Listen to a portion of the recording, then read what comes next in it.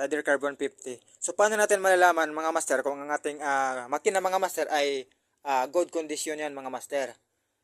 So ang sikreto ng ating makina mga master sa ating Rider Carb kapag good condition ito mga master ay number 1, matigas yang ikik.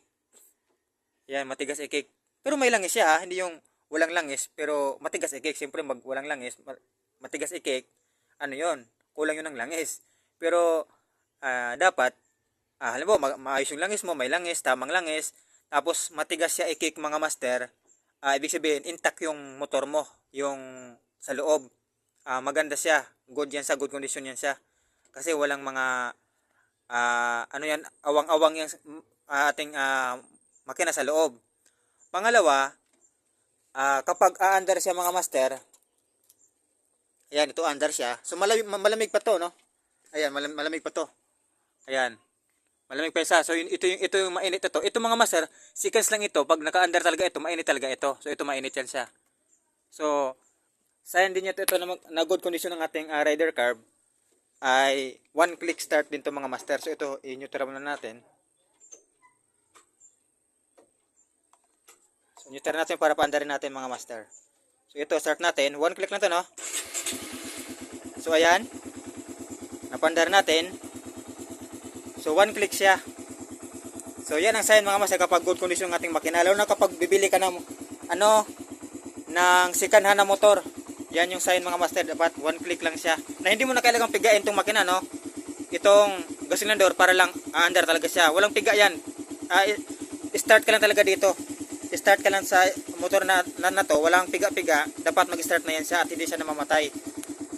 So ayan, malamig pa siya, pinaandar natin, walang piga. Start lang, andar siya agad at hindi siya namamatay yung kanyang minor.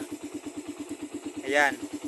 Pangatlong sign mga master, kapag good condition ng ating makina, intact siya.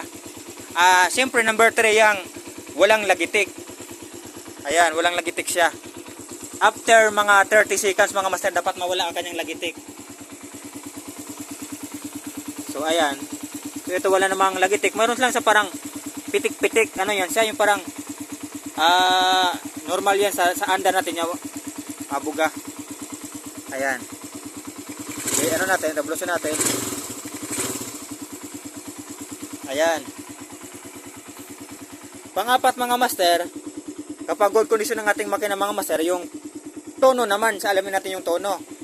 So i-revolution natin tong gasolinador mga master, isagad natin.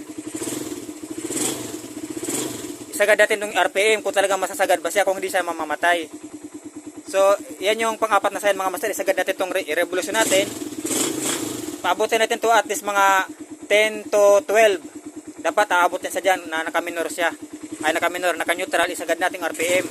Dapat hindi siya mamamatay o maganda yung kanyang tunog, yung kanyang andar.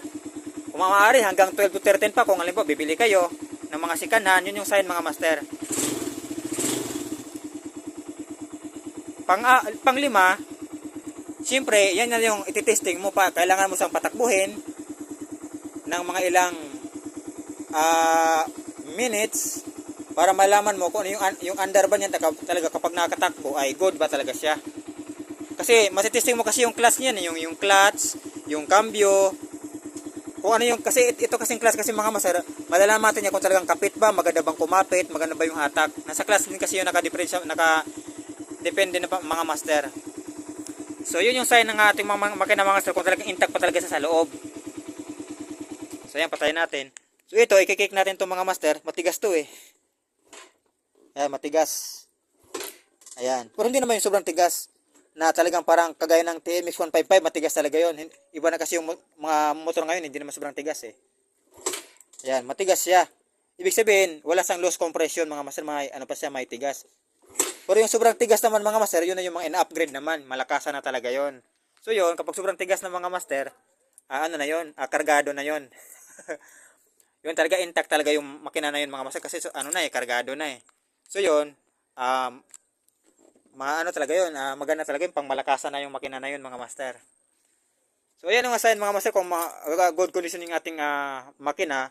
Para kung halimbawa bibili tayo ng second hand, malalaman natin na yun pala yung goods na condition ng mga master, no? Siyempre madalas tayong nating pinapansin yung lagitik lang eh. kung may lagi tikbayin o wala, pero hindi natin tinetesting yung cake na malambot pala. So pag malambot, hindi yan goods mga master. At dapat, pag magsubok kayo ng bibili kayo ng motor na second hand, dapat palamigin nyo muna bago nyo masasabi talaga na good condition yan. Malamig yung tambutso, malamig yung makina. Pag malamig yan sa at ma-start ninyo ng one click lang or kahit two click, okay, okay lang naman yan sa, tapos may konting piga, okay lang din yan siya. Pero mas maganda talaga kung walang piga, electric start lang. Pero yung iba naman na walang electric start, siyempre i-kick mo naman talaga yan siya eh. So, ayun ang sign natin mga master, no? Kung good condition ba yung ating motor o nabiling rider carb o ibang motor naman mga master.